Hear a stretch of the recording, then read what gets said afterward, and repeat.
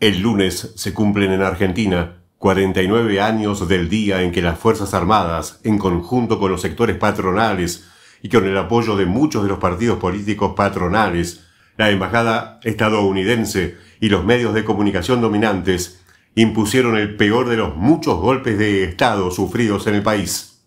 Lo que rigió entre 1976 y 1983 fue una dictadura cívico-militar empresarial. Al régimen gobernante no se le fue la mano, no hubo excesos. Simplemente se aplicó un plan premeditado. Buscó provocar una derrota histórica de la clase obrera y los sectores populares, cambiar la correlación de fuerza entre las clases y dejar a la burguesía con las manos libres para obtener una inmensa cantidad de beneficios. Las clases dominantes pretendían cerrar definitivamente el ascenso impresionante de luchas que se había iniciado con el Cordobazo en 1969, con la aparición de las nuevas tendencias clasistas en el movimiento obrero, el cuestionamiento a la burocracia sindical y la generalización de corrientes revolucionarias. Ya la acción de las bandas parapoliciales y fascistas de la AAA, bajo el gobierno de Isabel y López Rega, habían intentado abortar este proceso, acribillando a cientos de compañeros. Pero la tarea no estaba concluida y el movimiento obrero seguía en la resistencia. Por eso, el golpe fue festejado y sostenido por los sectores más derechistas y reaccionarios, los mismos que hoy actúan con desparpajo en el país. Por la misma razón, para todos los trabajadores y para inmensas capas del pueblo, la dictadura de Videla fue el mayor de los infiernos. La política económica aplicada en manos de un agente encumbrado de la patronal, Martínez de Hoz, fue muy similar a lo que hoy existe. Hubo un endiosamiento del mercado, diciendo que si se lo liberaba, todo lo iba a resolver. Tras una devaluación que pulverizó los ingresos de los sectores populares, hubo una estrategia deliberada de dólar barato que con el paso de los años destruyó una parte del sector industrial y de las economías regionales, mientras incentivaba un consumo insostenible de mercaderías importadas y viajes al exterior. El aparato productivo quedó seriamente afectado ante esta fiesta de la patria financiera que provocó cientos de miles de desocupados. Se apeló a un enorme endeudamiento externo e imperó un sometimiento a las recetas de los organismos financieros internacionales. Se hizo un brutal ajuste de los gastos del Estado, sobre todo en salud, educación y vivienda. Se despidieron miles de empleados públicos y se congelaron los gastos sociales. La rebaja de los salarios fue colosal, se anularon las paritarias y quedaron en suspenso muchas leyes laborales. Fue prohibida la actividad sindical y política. Todo esto con la complicidad de sectores de la burocracia sindical.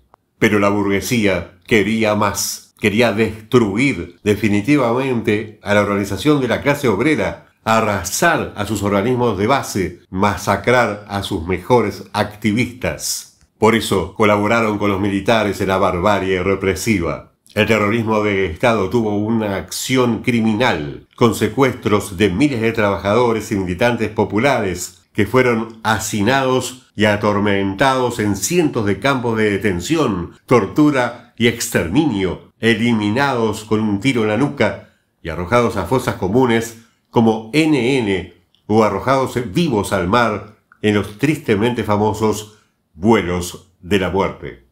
Fueron asesinados miles de compañeros que luchaban por una profunda transformación social en favor de los trabajadores, desde activistas independientes y de izquierda hasta militantes del peronismo que se enfrentaban a las direcciones derechistas. Fue gracias a la lucha heroica de las madres, abuelas y familiares de los desaparecidos que el mundo acabó conociendo este genocidio y brotó la solidaridad popular en el país y en todo el mundo. Finalmente, como tantas otras veces, la clase obrera no fue destruida ni quedó en una situación de derrota histórica y fue parte decisiva con sus luchas, huelgas y acciones de resistencia del fin de la dictadura. Los compañeros del neumático fuimos parte de esta experiencia. La sufrimos en todas las fábricas, en Fate, Firestone, Goodyear, Pirelli, con la caída brutal de nuestros salarios, la anulación de las paritarias y la pérdida de conquistas laborales y también, fuera de ellas, soportando la barbarie de la acción represiva. Tuvimos una alta cuota de compañeros desaparecidos que habían sido parte de nuestra organización gremial. Como hoy, también escuchamos en ese momento que la aplicación de estas políticas económicas ultraliberales iban a ser el camino al paraíso y que era correcto aplicar medidas represivas para imponer el orden y la seguridad. En estos momentos, la clase obrera soporta a un gobierno que se inspira en ese mismo proceso de la dictadura y también del menemismo de los 90. El gobierno de Milei quiere imponer un diseño económico muy parecido al de los milicos y libertarios del 76. Buscan destruir y atomizar a la clase obrera organizada. Añoran aquellos años sin huelgas ni sindicatos legalizados. Por eso hablan del curro de los derechos humanos y adoptan un discurso negacionista de los crímenes cometidos por sus maestros antecesores. Saben que no lograron eliminar la capacidad histórica de resistencia de la clase obrera argentina, que enterró muchos otros intentos de humillarla y derrotarla estratégicamente.